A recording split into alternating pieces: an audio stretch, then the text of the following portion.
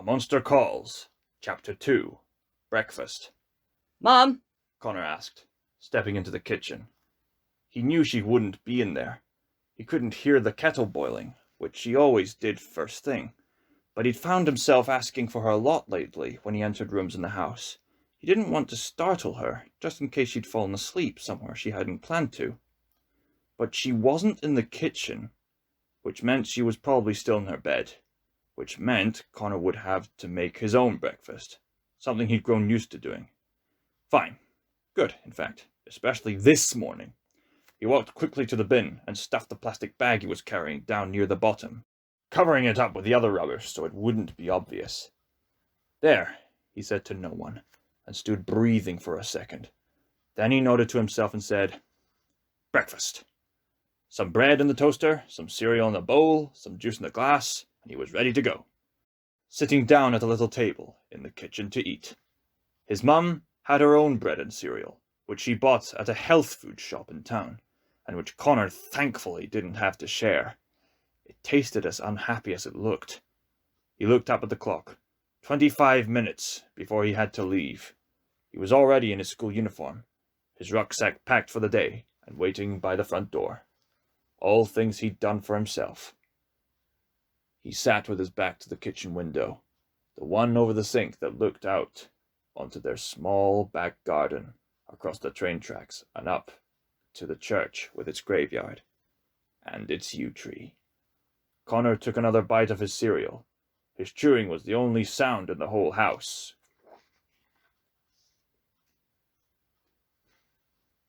It had been a dream. What else could it have been? When he'd opened his eyes this morning, the first thing he'd looked at was his window. It had still been there, of course, no damage at all, no gaping hole into the back garden. Of course it had. Only a baby would have thought it really happened.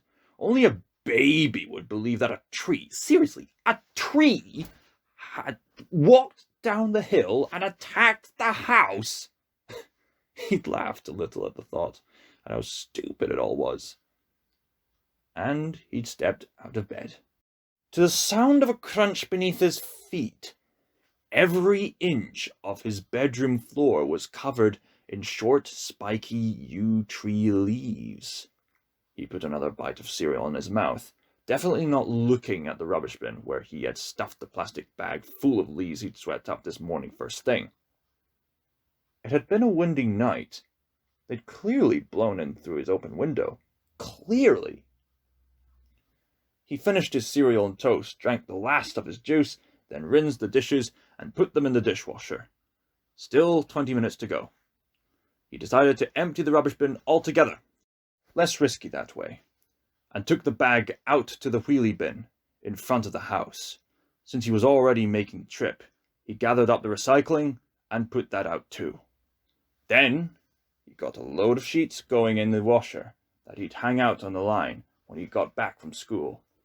He went back to the kitchen and looked at the clock. Still 10 minutes left. Still no signs of Connor, he heard from the top of the stairs. He let out a long breath, which he hadn't realized he was holding in. "You've had breakfast?" his mum asked, leaning against the kitchen doorframe. Yes, Mum. Connor said, rucksack in his hand. You sure? Yes, Mum. She looked at him doubtfully. Connor rolled his eyes. Toast and cereal and juice, He said. I put the dishes in the dishwasher. And took the rubbish out? His mum said quietly, looking at how neat he'd left the kitchen. There's washing going too, Connor said. You're a good boy, she said, and though she was smiling, he could hear sadness in it too. I'm sorry I wasn't up. It's okay. It's just this new round of it's okay, Connor said. She stopped, but she still smiled back at him. She hadn't tied her scarf around her head yet this morning. Her bare scalp looked too soft, too fragile in the morning light, like a baby's. It made Connor's stomach hurt to see it. Was that you I heard last night? She asked. Connor froze. When? Sometime after midnight must have been, she said, shuffling to switch on the kettle. I thought I was dreaming, but I could have sworn I heard your voice. Probably just talking in my sleep, Connor said flatly. Probably ugly. His mum yawned. She took a mug off the rack hanging by the fridge. I forgot to tell you, she said lightly. Your grandma's coming by tomorrow. Connor's shoulders sank. Ah, Mum! I know, she said, but you shouldn't have to make your own breakfast every morning. Every morning? Connor said. How long is she going to be here? Connor. We don't need her here. You know how I get at this point in the treatments, Connor. We've been okay so far. Connor! His mum snapped, so harshly it seemed to surprise them both. There was a long silence. And then she smiled again, looking really, really tired. I'll try to keep it as short as possible, okay? She said.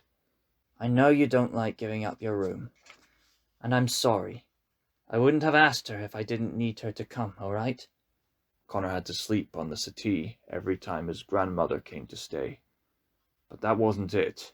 He didn't like the way she talked to him, like he was an employee under evaluation.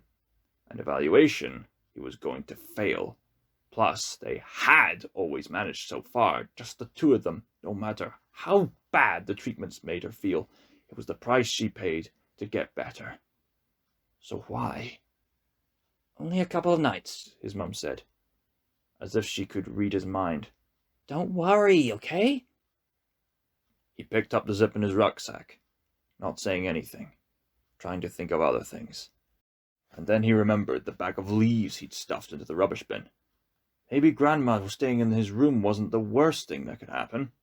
There's the smile I love, his mum said, reaching for the kettle as it clicked off.